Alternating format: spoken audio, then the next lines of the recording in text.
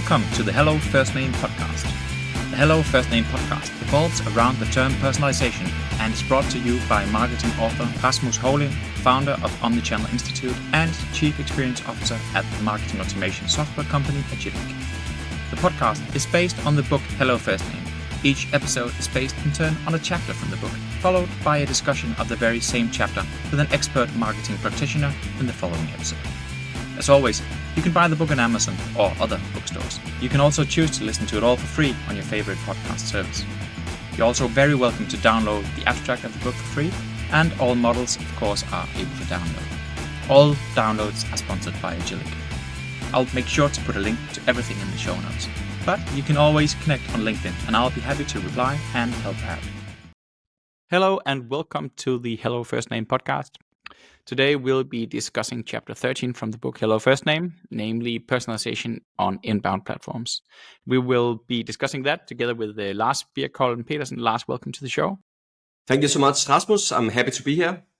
Lars, for the people who don't know Lars, he was a vital part of the DXP/CMS Sitecore's personalization journey for almost a decade, and was a VP of Business Optimization before he went on to found the composable web platform Uniform in San Francisco. So, but yeah, you have quite a track record, Lars. During the years, you also published a book on personalization. So happy to have a fellow author here with me in the studio. You were with Sitecore for many years, both in Denmark and the US. And since then, first you started the Altola agency, which then became the platform Uniform. But in your own words, can you tell us a bit about yourself and your career? Yeah, sure. So thanks for the introduction. So yeah, my name is Lars. I've been sort of building websites and digital experiences since '97. Back then it was very much HTML, getting all my neighbors to go online, right, with the websites. So many of them out there back then. And then '99, I started an agency where we also had our own home-baked CMS, like all agencies had back in the late 90s, early 2000s. That's true. And then 7 years later, we sold that company to a vendor here in the Nordics, Visma. I was there for probably a little less than 2 years. And then I started with the Sitecore. So getting back to the CMS roots, and then CMS was changing back then, right? So 2008, 2009, we sort of thought content management was commoditized. And that's the whole beginning of the wave into digital experience platform, also called DXP, where we essentially added many capabilities on top of content management, personalization, analytics, marketing automation, and so forth. And had a really good experience in Sitecore. I left Sitecore in 2018, and then started working with bigger brands, mainly helping them on optimizing their experiences. Personalization was a big part of that. And then sort of fell in love with the modern way of building web experiences. So faster web, scalable experiences where you could run Super Bowl commercials and your site didn't crash. And then also saw JavaScript were beginning to win the web. So that means that the modern web had different requirements for the stack. And most of the older platforms wasn't really compatible with the modern web. And that is what we set forth to solve with the Uniform, to essentially create a composable web platform where we can connect any data, any content, any technology with your front end of choice, and then be able to run edge experiences and also provide a visual workspace for marketers and merchants where they can manage and compose their digital experiences. So, all right. Yeah, so yeah, I've been quite a journey. But coming back to your time in Sitecore, I think most will remember or do remember or have the image of Sitecore as a brilliant CMS that then later sort of evolved into the DXP. How big a part of your job was personalization when you were at Sitecore? It was a big part, right? In the beginning, Sitecore, when I was there, then Sitecore was mostly a CMS and then evolved into a digital experience platform. And with the digital experience platform came personalization and data and analytics, and that evolved over the years. And you saw other vendors basically follow that, Adobe, Optimizely, which was then EBServer, Acquia, and so forth. So you had this trend among the web CMS vendors that they became digital experience platforms. So the first couple of years, I was mostly focused on the CMS. Then I also attended some diploma at IT University in Copenhagen, and I wrote my final thesis on behavioral targeting. So I was in love with personalization and the opportunities and what can we do. And at the same time, Sitecore was building from CMS into DXP, and then I just fell in love with that and wanted to do more, and also help customers realize what is the potential, but also breaking down some of the hard issues in getting started, right? Where do we start? What's the process? Who should be on the team? And all of that. Yeah. And is it right to assume that there was mostly on-site personalization and not so much marketing automation and not so much campaigns? Yeah. Mainly personalization focused on web and then later on apps, and obviously not so much in the marketing automation tool. So the way my experience have evolved with personalization has been more around unknown visitors from the very first anonymous visits to the website, using that data, beginning to understand what's their in the moment intent, build that profile, and then use that data to personalize to get them to the conversion. And once you get the conversion, that's where you typically have a known contact, and then you go into the marketing automation platform. Exactly. Yeah. All right. I think you just qualified as a perfect guest for this episode then. So I'm really, really happy that you could make it and you could find the time to do this. Very happy to be so. Yeah. And I was looking at Uniform and your website and what it does. And how does this blazing fast web, as you describe it, how does that fit together with personalization? Yeah, I would say it's like hand in glove. And to go a little bit back and explain why it's hand in glove, we have seen these essentially two movements, right? You have the DXP movement, where it has been very focused on marketers and merchants, and essentially were sold with the promise of one-to-one omnichannel personalization. In reality, it was a little bit harder because of infrastructure, also because of how sites and apps was developed. In most cases, you have to develop based on the paradigms of the platform you chose. And that means that over time, developers really moved away from the bigger platforms because they wanted to use JavaScript, modern React, meta frameworks, and so forth. So you have a lot of brands out there on a DXP, and many of the DXPs are server side. So that means you have a visitor to the website, there's some data, that data is processed by the server, and then you get a response. And typical, that is slow. And then Google introduced performance metrics, Lighthouse score, that also impacts your search engine rankings. So that means that if you have a slow response, then you get dinged. And if you are a fast site, then you will get a good position in the search engine rankings. So if you look at the other approach of building a website, what we call more the modern web, that's where you have different headless systems. So essentially headless systems means that you can have headless content management, you fetch the content from a fast API, you can have headless commerce, etc. They are more unopinionated about your whole front end. So that means developers can use whatever, connect it to these sources, and you can build blasting fast web experiences. But the downside here is that most of those experiences are static because they are very opinionated by the developers, how they have built it, and the marketers, merchants don't really have the power tools to control that, right? So essentially that is what we are solving with the Uniform. So in terms of a hand in glove and how performance meets personalization, if you have a static, fast website, that will outperform a slow personalized website. So that means that in terms of efficiency and effect, in terms of conversion rates, right? In terms of the business value that it's generating. Because Google will make it rank higher because it's so fast that it will be higher up in the SERPs. Yeah, there's actually two different metrics there, right? One is, of course, the search engine rankings. If it's painfully slow, you might end up on page 2 that we never get to, right? So no one will ever notice if it's highly personalized because they'll never find the website. They will go to your competitor's website that are fast and static, right?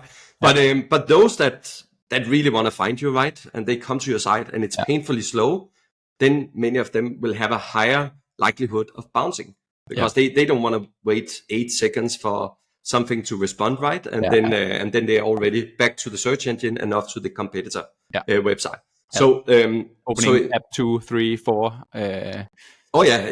Exactly. So in a perfect world, right, you want to personalize because personalizing experiences have a proven effect on conversion rates. So a study done years ago have an average benchmark of sites that personalize of 19%, right?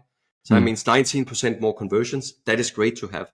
But if you only have 10% of all the visitors that should arrive on your website, the business case is not as good as a fast static site. Obviously. So hand in glove, you have both, right? You have super fast site that is also personalized. So you get the visitors in, they don't bounce off, and then you connect them with the right experiences, getting them from A to B with the personalized content. Interesting. So I think this is probably a trade-off that marketers who are mainly working with campaigns and even advertising or with marketing automation are not aware of. So this trade-off between speed and personalization, that they can actually compete against each other. They sort of weigh each other out. They are reciprocal in a way. And unless you can both have the cake and eat it too, then you probably have to choose either or. But sounds like you at least at Uniform have part of that solution. So that's pretty interesting. So supposing you had a chance to familiarize yourself with the Bowtie of Personalization. Yeah. How does that model fit with the way that you've been used to working with personalization in the past and or present maybe even? Yeah. So looking at your model and obviously your model is good and it's built more for omni-channel use cases. Oh yeah. If I look at the 4 different elements there, where you have segments, you have moments of truth, you have inbound and outbound. So essentially, you have the content feeds and messages. Exactly. In website personalization, the segmentation is not something you have up front, right? Because you start from the very first anonymous visits to your website, and then you start building what are you here for, what is your intent, and you collect data and you use that data for personalization. So the segmentation is not that much in use as it is in, for instance, marketing automation platform. Instead, you are hooking into moments of truth, which we typically refer to as intent and understanding your in the moment intent. And then you have different tactics from there, right? Obviously, messages is typical, but it's more crafted. So that means that you come to the site, we understand you have this specific intent, or you match this prospect list that we, in a B2B scenario, are trying to convince to buy our products. Perfect. Then messaging is very, very important. For instance, highlighting specific case study within your vertical that you're in. The content feed is also super important. It's a little bit easier to get started with a content feed and personalizing that, where the messaging requires more. But we're also seeing that with the help of AI, that can be more easier because now we can begin to create this call to action for this long format content, and then create 8 different variants of this call to action based on the different intents we have on the website. So 3 out of the 4 elements in the Bowtie fits very well with website personalization. I think the segmentation part could also refer to geographies. So I think the moment that you go to a .com site and it says, wow, looks like you're from Denmark or Norway or whatever, would you like to be redirected to the local site? That's actually also some kind of segmentation, but at a domain level, maybe even. So, but of course, I mean, if you only have very little to go from, it can be really hard to define a segment. It's perhaps more in terms of where you're heading at the website. But I think we'll get back to things that you should do before you necessarily go into personalizing on the web. And I totally agree. The segmentation, as I read it in the Bowtie, is more focused on contact attributes, and because of these contact attributes, you match in a segment. Yeah. The other parts is what we often refer to as signals. So, for instance, yes, you could be in France or you come from a specific campaign, and that's definitely something that is super important for personalization. And essentially, if you think about, you have a funnel, right? You have most at the top. Everyone coming to your website, you probably have 30% bounces, so you have 70% remaining. The data that you have on the very first visit, the very first hit on your website is important. And that could be location, but it could also be campaign specific. What marketing campaign brought you in? What was the call to action of that specific campaign? Could also be the page you land on, could say something about your potential intent and so forth. So that is the data you start building from. And then you build the intent towards all those different signals. Like if you are browsing 2 product categories out of 10, you browse product category X 10 times, you browse product category Y 3 times, then most likely you're most interested in product category X with some towards product category Y. Therefore, the content feed should show more of that and probably a little bit of a blend between those two. There's also, we were talking about speed earlier, and this has to be lightning fast, because I think if you want to personalize based on those signals here, and I think I would, like in the terminology of the book, I would probably put an equality sign between signals and data in this case. And then you can, sometimes the data and the signal in itself doesn't require any interpretation, and it's basically an insight to begin with. Other times you need to do some calculation, or you'd have an algorithm playing along or trying to decide these signals that we see now, what are they, which intent are they actually a sign of? What insight can we derive from those? So speed is not only about page load, but also about how quickly you can determine a segment. And if that's a complicated algorithm, there's another trade-off there, which you need to consider. But looking at on-site personalization or even in-app personalization, so in the book we call it inbound platforms, to sort of put websites and app under one umbrella term. How do you believe marketers can create the most value from personalization on a homepage? Yeah, I believe that where most brands should start and marketers should start is truly understanding their customers. What are they trying to achieve? And then actually have a little bit of a mystery shopper experience, right? Like, I'm interested in this product that we sell. I come from search, and here's my experience. Because that is often where you can see how bad a static experience is. But I want this, and now we are showing something completely different, right? Or I want to be go into this job application, right? And now I'm seeing all these products, but I just read 10 pages about why you're a great company to work for. So having a little bit of that mystery shopper experience is really good. And then start crafting personalized experiences with empathy. And essentially the focus for personalization is providing the right parts from A to B. You're here. Here's all the different signals that we collect about you. What are you actually trying to achieve? Let's help you get there and make it more relevant for you. And obviously, the longer sales process that you have, the more objectives you have as part of the journey, right? It could be in the beginning, it's just getting you to the relevant page, or consume a video, or download a gated asset, or an open asset. And then in the next visits, we are building towards getting a transaction, which could be like sign up for newsletter, or become a known contact. But understanding where your visitors are, what they are trying to achieve, and then build the personalization to get them, and get them to consume more of your content, engage with your brand, show relevant content, and use content to make them fall in love with your product and services and want to do a business with you.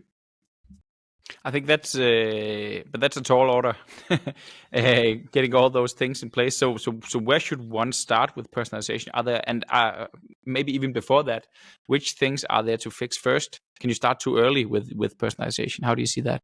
No, you can't really start too early, right? And you have two scenarios, right? You have either where you have the stack going and now you're adding personalization into it. And then you have the clean slate where you are architecting something new. And part of architecting something new, it's super important to consider personalization, because you are most likely investing in content strategy and UX, information architecture on the website.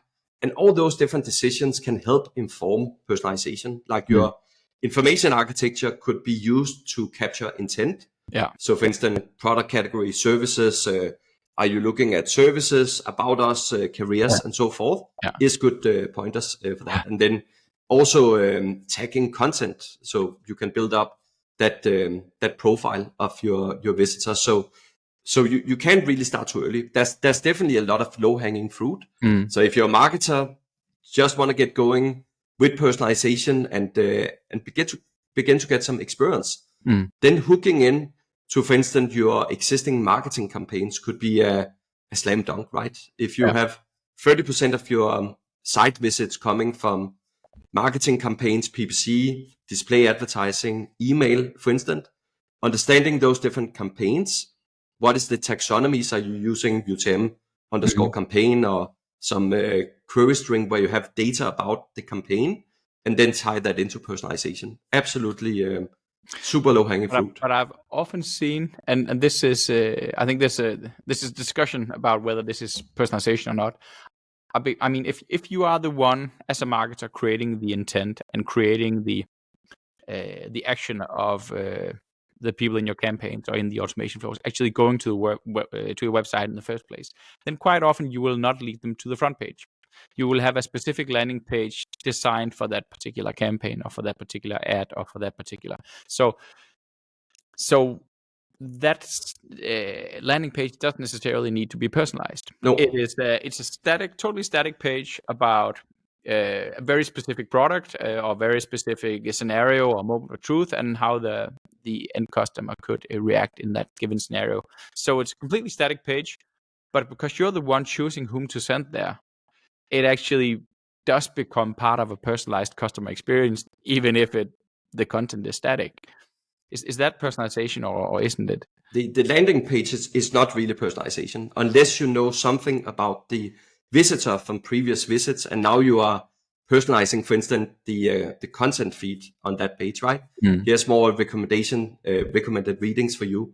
But it's really where you go next, right? If you know you come from a marketing campaign with a specific call to action, targeted specific group of people, and from a specific channel, then you can use that when you, for instance, click on the homepage or you browse other pages, because you know that was what brought them into the website. And you also know that if they haven't converted on the form you have on the landing page, they might need some more validation. They might need to see some customer testimonials in terms of that specific product or services that brought them in. So that's why you can almost think about it as retargeting. So you're retargeting based on what brought them in, and then get them a step closer to what you're trying to achieve. On top of that, you should also build a behavioral profile of the visitor. So they might come in from a specific marketing campaign, and let's say that marketing campaign is a product in category C, and then you start browsing product category X, right? And that's where you spend all your time. Then the behavior will start building that, yes, you are brought in by this specific product category, this specific product, but it actually looks like you're mostly interested in this range of products. And that can begin to basically be triggered real time on the website. So that there's many different mechanics in place. Often we see setting up more behavioral data to understand that is something that comes as a step 2. Step 1 is really understanding, okay, if we have 30% of all our traffic and we get them to these hundreds of landing pages, and we can see in our analytics that from there they go to page A, B, C, and F, then that's where we can start placing a dynamic component, showing some content related to what initially brought them in. So one of the topics that we cover in the book is the distinction between explicit and implicit personalization, where we talk about explicit personalization, where you are being very open about why you're showing what you're showing to the end customer. Yeah. In the case or the scenario that you're describing here, would you consider a more implicit approach where you would just by random, it would appear as if by random that you're actually showing something that is relevant, or would you make it open and transparent to the visitor, in this case, potentially a customer, that this is something that they're seeing because of what they did before or what they browsed, or how do you see that? Yeah, starting with the last question there, transparency is always good, right? And especially as we live in a privacy-first world, then it's good to really highlight why you're seeing this experience, right? That could be a box. We believe that you have this interest, therefore we are showing you this, or it could be an icon on the personalization. So so I'm a big fan, big believer. For those interested in whatever, they're showing the products there. Because that also leads a way for the visitor to actually change it. So so the way we typically see more explicit versus implicit personalization, where implicit is more something we believe.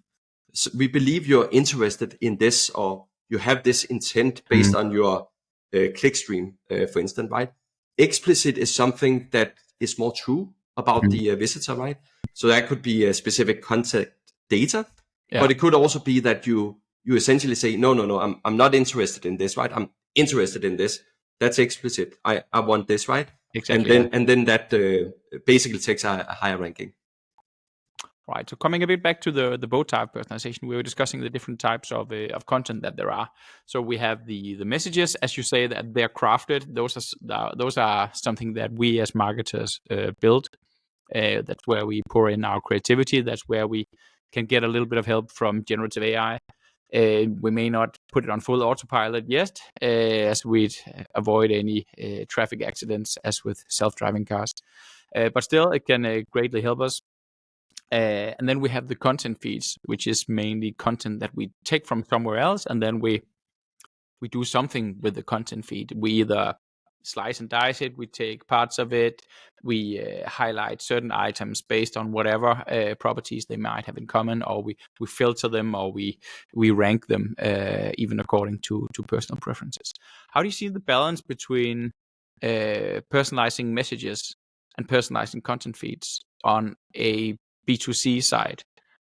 Yeah, we typically see that the more crafted the messages there relates to campaigns. So that those could be the big campaigns that are running PPC display that bring visitors to the site, that are super focused on what is the objective of this campaign, right? And then getting you to the next stage of that campaign. The content feeds.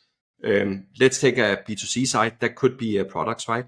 Yeah. So ranging products, that articles, could even be shows on Netflix or songs on Spotify. Yeah, anything that is typical, more like a dynamic entry. So products are dynamic, articles are dynamic, movies are dynamic, right? And those are often where you need to display the single product or the blog article. You have a PDP page for products, right? You have a blog post page for articles and so forth. So all of those comes with different tags. So that could be product categories, it could be a price, and so forth. So they are super easy to essentially personalize. Give me all products from this category ranked by this price, because that's the data we have collected on this visitor. And that can be done very effectively, even if the visitor is anonymous, based on a mix of different data. Could be inbound campaign, could be what product categories have you looked at, what products have you looked at, are they high-end products, are they low-end products, are they accessories, and so forth, and then personalizing that. And similar, those tags can be used for articles or really anything. So that is easy. That's more the programmatic, where typically the messaging is more the crafted, right? We are focusing on showing this based on specific data, and therefore there's more work going into it from a marketer and merchant point of view, and have also been one of the tough things to solve, right? Because there's only a certain amount of hours in the day, and you have to do more. There's more channels, right? And then personalizing this specific message for 8 different intents, right? That gets pushed to day 2, to day 3, etc. Right? So content has been a big gap in actually going live with personalization, and that's also why we really are big fans of AI, because that can help make that burden much lower, and then give you a way to go in and basically approve it before it's pushed live. But you get some inspiration, right? You have a call to action that you want to use Very to quick get something. Exactly, like here's 8 different variants based on 8 different intents, right? This needs to be changed a little bit here, and then you are live instead of what should I write specifically for? I'm actually currently looking for examples for doing an update on the book about generative AI, and so I'm always asking participants this. So, do you have any live example or case that you know of where they are using generative AI for personalization? We have folks that basically have invested in their own LLMs. So they have their own data that they essentially are creating content from. So that LLM is a large language model for those who may not understand that. So that's what we are seeing in the wild. Obviously, they are bigger organizations that have a lot of content that they can train their models on.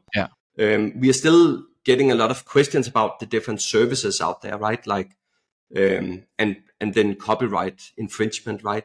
So so if you use certain services, then you essentially have a get out of jail card for free, right? Because the fee that you pay for those services will also basically keep you out of any trouble if you get sued. It comes with an insurance policy. It does. So where we see a lot of excitement early on in terms of all these different models, the larger enterprises either invest in their own LLMs, or they, for instance, are investing in services where they won't get in trouble.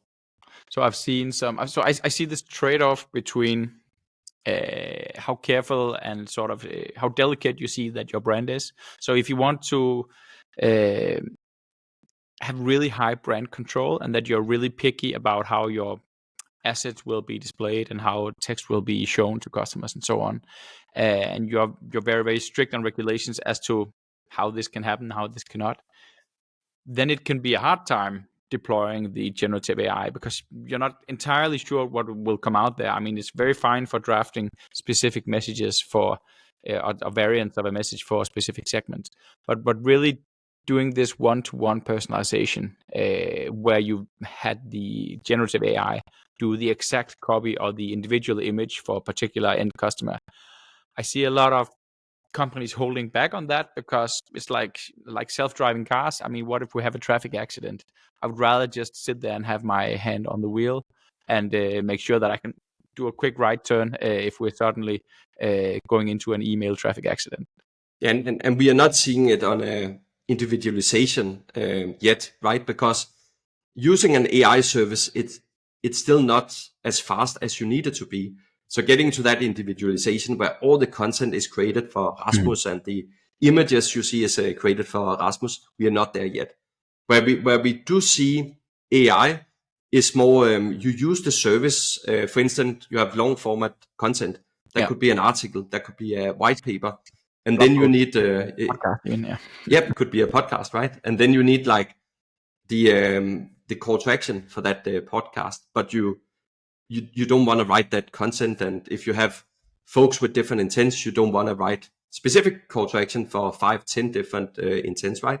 That's where AI can essentially help you super fast, and it's controlled, right? Because it's creating the message based on a specific subset of content. All right. So that would be the message part of this. So in a B2C scenario, would you then start with the product recommendation engines instead of the message personalization, or where would you start in a B2C scenario? It's a little bit of both, because the content feed is more programmatic. So it's more having a strategy for what are the different logic that essentially should control this specific list in a dynamic zone. And that's something you typically have as part of the solution, and then you make it easier for marketers and merchants to select the different criteria for that content feed. And then you typically have a couple of dynamic zones where you use the messages, more the crafted, and that could start either from big campaigns that are bringing a lot of traffic, or for different site sections, different services, products, categories you have on the site, and then you create different relevant parts to those using the messages there. So a combination, really. I don't know if this changes when you go to go into B2B. I see a lot of B2B companies having, less content feeds. I mean, some of them have, if they've invested in content marketing, they have a lot of articles and how-to articles and even a knowledge base or whatever. But quite often, some of the B2B companies who have fewer products tend to not have as many content feeds, but more have, basically a website solely made out of messages, so to speak. So a bit more long form content and combination with call to action. So that also brings up the opportunity of actually hiding content. Have you ever seen any examples of, just taking the website as it is and then just hiding certain elements for specific segments or people with certain intents? Yeah, definitely. And like subscribe to newsletter is a good example, right? You subscribe to a newsletter, you don't want to show that box again. Often we see it being replaced by more a different component, like a list, but we have also seen example of where it has been hidden. In terms of the B2B example, I think it's super exciting, right? Because B2B sites are typical a little bit static, a little bit process where it's a long sales cycle. But what we have seen is using the right data for personalization can really increase the engagement and the conversion. So what we have seen the right data be is, for instance, tapping into firmographics. So now when you have someone on your B2B website understanding what industry they are in, how large a company are they working for, right? And then you can have different target accounts list. So you can have a target account list that is all our customers, our hot prospects, our partners, our competitors, and so forth. And then you use that to drive personalization. But then going back to the content feed, there's a lot of value if you have the right taxonomy around your content.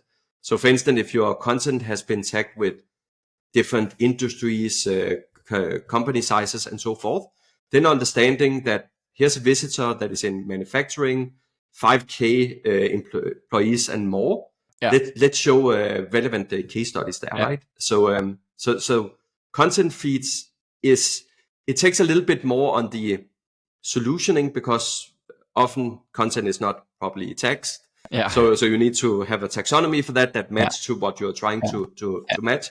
But once you have done that, there's a lot of power in showing something relevant, because you can so quickly get lost on a B2B site, right? So basically what you're talking about is taking the segment and using that for filtering the content feeds. Yeah, exactly. So based on this segment of, small, medium-sized enterprises, we choose to show these products that fit them and these case studies that fit their company size, so to speak. And maybe with a message on top, which is more maybe creatively crafted, but that reflects and introduces and presents and justifies why you're seeing what you're seeing below. It can be a case studies in your content feed, right? And then you have a more crafted message that is like, we are the best insurer for this industry, right? Workers' compensation for this industry, we are the leading, right? That is very effective. And you can also map that to different journeys that someone is in a B2B context, right? So if we know you're an existing customer, then the content feed can be more related to the services you have, right? So you can get more value from doing business with our brand, and we help you learn more about what you have already purchased and use that more. So this kind of brings us on to this, just to some of the we're drawing towards an end here. So which kind of value you've seen from personalization on site? I think we've already talked about increasing top line sales, and was it 19%? You said that you could probably get more from in sales or top line growth if you're comparing a personalized website to a non-personalized one. Have you seen any examples of where personalization is used to reduce service costs? Yeah. And reducing service costs would be to preventing someone sending an email or someone calling into a call center, because that's more expensive. So the more self-service you can provide on the website, the better. We've seen examples with existing customers, getting them to the right path, right? And basically for them to understand either more details about a product that they have acquired, or how to file a claim if it's more in the insurance industry. In terms of different... Will be, I think, and we're actually doing this here at Agilic. So deciding which knowledge base articles to show for a specific client based on their industry or based on their level of proficiency or how far they've gone with the platform. And that is highly effective, right? Because if they don't get the answer, then they will call or send an email or put a ticket in, and then you need someone. But it's more expensive. I would also say it's obviously we talk about top line, can also be reducing churn, also saving on the cost. But in a longer sales cycle, just getting them from A to B, like I'm in the early stages, right? I come to your site, I will never give you my contact details because I'm not there yet. I'm looking at 5 other competitors here, right? But just getting you from A to B, right? Like getting to that more detailed or the customer case or the video testimonial is also important. So understanding where you are in the journey and what are the objective of each journey stages, because they are not transactional, all of them, and then craft the personalization so it moves toward that objective based on the stage you're in. And then you basically go to the next and you go to the next, and that's different, and they become more transactional. It's super important. And then measure that so you can see the effectiveness of personalization based on that. So that's like, so instead of necessarily always measuring and looking at the end goal, you're basically looking at proxy metrics. How do we make people go there?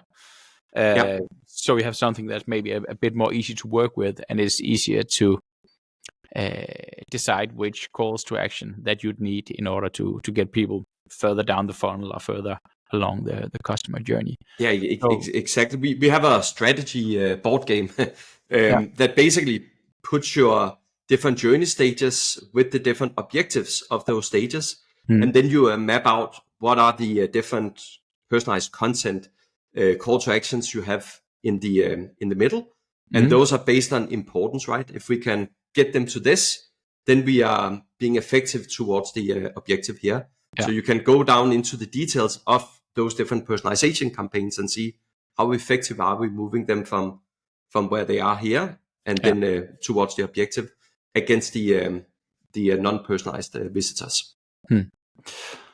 All right.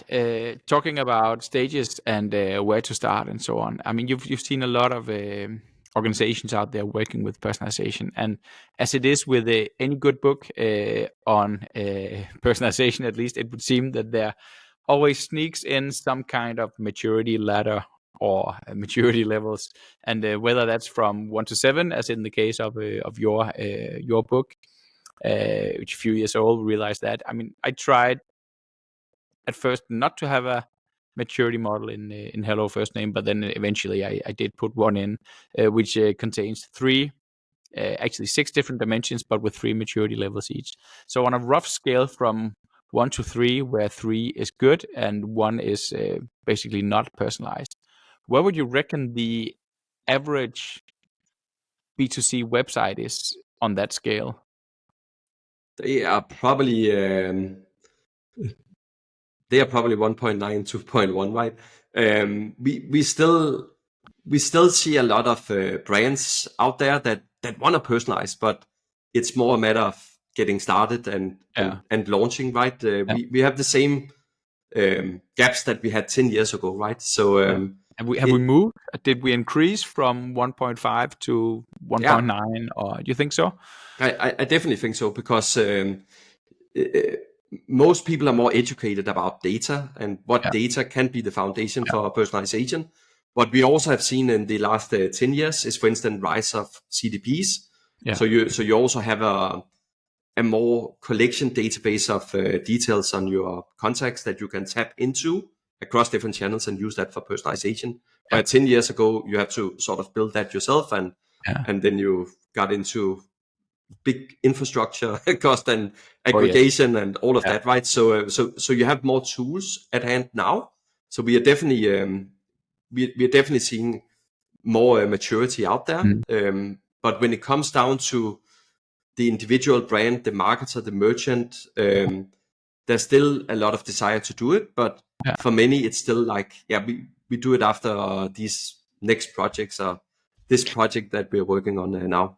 Funny, because I was discussing with actually a few people about who is in charge of the personalization projects, and I think up until now it's very much been the data people.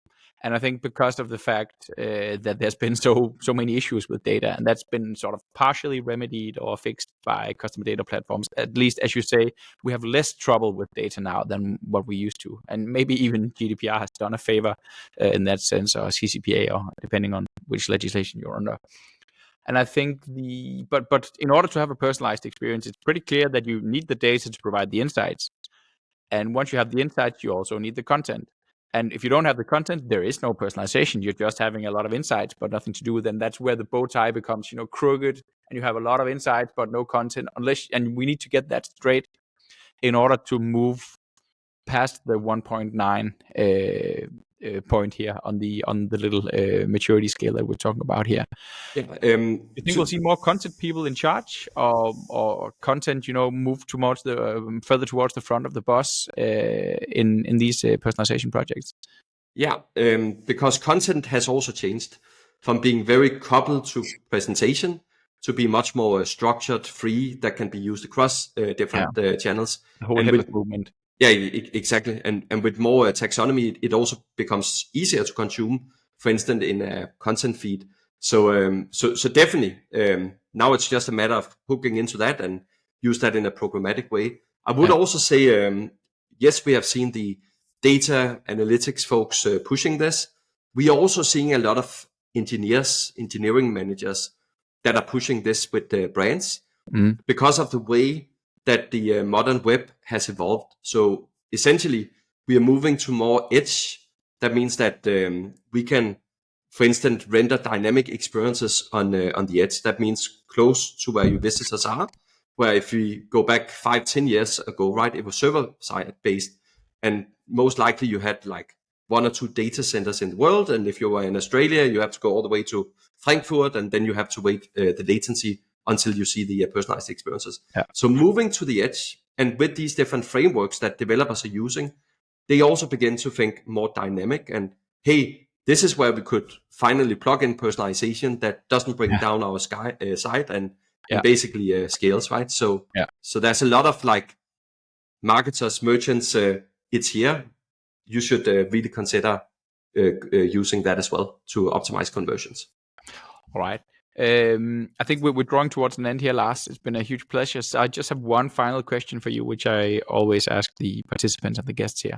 So your own favorite example of personalization that you've experienced as a customer, what would that be? And that's more analog experience actually. So they often are. I have to tell you, actually. And it was a really good experience. It was a boutique hotel in Sausalito, California. Coming back the second time, there was a nice handwritten note, welcome back, Mr. Petersen, with a couple of small treats, right? Yeah. But I still remember coming in, flying all the way from Denmark, tired, and then it's like, oh, that's actually nice because there's a system that remembers me, and they take some effort to do this for me. So I would go back there anytime because of that. So the element of surprise and being recognized and greeted by name, and with something pleasant content, whatever the note, and maybe the sweets or whatever they brought with it. Yeah, and it's a matter of if you can exceed the expectations, right? So my expectations coming into this hotel room after 11 hours flight was just like, I need to sleep, right? And then seeing something that I didn't expect it was exceeding my expectation, and that basically impacts the satisfaction, right? And now we're talking about it, right? So and I think if we're at a level of 1.89 or whatever, I think there is still room for doing or making customer experiences that are personalized and thus actually provide an experience that you didn't anticipate, and thus will bring you the extra value. Lars, thank you so much for taking the time to join us here at the Hello FirstName podcast. Yeah, thanks for having me. Great to see you again. And to the listeners, I would say remember that you can download all the models and all the illustrations that are in the book. If you go to omnichannelinstitute.com/resources, it should be there for free download. You can also download an abstract of the book in writing, and of course you can listen to the full book over time, at least, because I'm releasing one chapter every other week of the book. But already around now, we are at chapter 13, and I think there's 25 chapters in the book. So half of the book should be ready for your consumption while you're commuting or doing something else. So stay tuned for more episode. And again, one last thank you. Thank you so much. And I hope to see you soon. Thank you. Thank you for listening in on this episode of Hello FirstName. Remember that all models and even a written abstract of the book are available for download. You'll find the link in the show notes. In our next episode, which is a classical audiobook chapter, we'll be listening to chapter 14, tying it all up in the Bowtie of Personalization. How should you approach the 3 marketing disciplines that include personalization? How do you measure value? What is a realistic end goal for the personalized customer experience?